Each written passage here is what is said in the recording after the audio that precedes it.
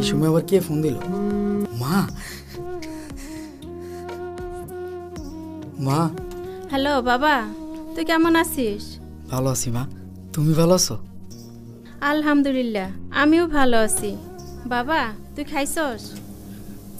হ মা, খাইছি, পেট ভরে খাইছি। আম্মা, তুমি খাইছো? হ বাবা, আমিও খাইছি। আমায় একটু দেন, আমি কথা বলি। তুই কিন্তু তোর শরীরের প্রতি যত্ন নিস। আচ্ছা মা। আমাদের জন্য কোনো চিন্তা করবি না। ঠিক আছে। আল্লাহর কাছে দোয়া করি, আল্লাহ যেন তোকে সবসময় ভালো রাখে, সই সালামত রাখে। নে বাবা, বৌমার সাথে কথা বল। হ্যাঁ হ্যালো। শুনো, পাশের বাড়ির রিপন ভাই তার বউর জন্য একটা স্বর্ণের হার পাঠাইছে। কও আমার জন্য সামনের মাসে একটা স্বর্ণের হার পাঠাইবা। আচ্ছা আচ্ছা, সব পাঠাবো। আচ্ছা ঠিক আছে, এখন রাখি।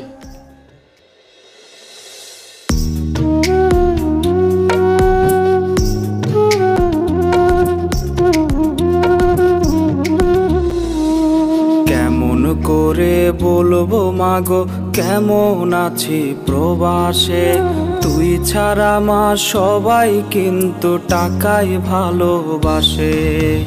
কেমন করে বলবো মাগো, কেমন আছি প্রবাসে, তুই ছাড়া মা সবাই কিন্তু টাকায় ভালোবাসে। ফোন দিয়ে মেসেজ দিয়ে জিনিসপত্র চায়, অমানসিক কষ্টের পর আমি অসহায়। তুই মা শুধু ফোন দিয়ে আমায় দোয়া দিলি, শরীর কেমন খাইছি কিনা সেই খবর নিলি। তুই মা শুধু ফোন দিয়ে আমায় দোয়া দিলি, শরীর কেমন খাইছি কিনা সেই খবর নিলি।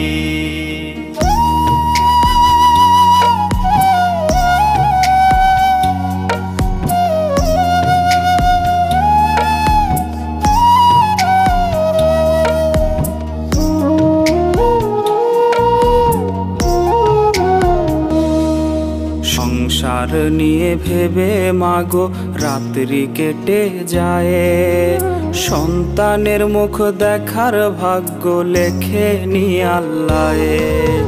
সংসার নিয়ে ভেবে মাগো রাত্রি কেটে যায়, সন্তানের মুখ দেখার ভাগ্য লেখে নি আল্লাহ। সবার ইচ্ছে পূরণ করার টাকা পাবো কই, টাকার জন্য মালিক বেটার সকল জ্বালা সই। তুই মা শুধু ফোন দিয়ে আমায় দোয়া দিলি, শরীর কেমন খাইছি কিনা সেই খবর নিলি।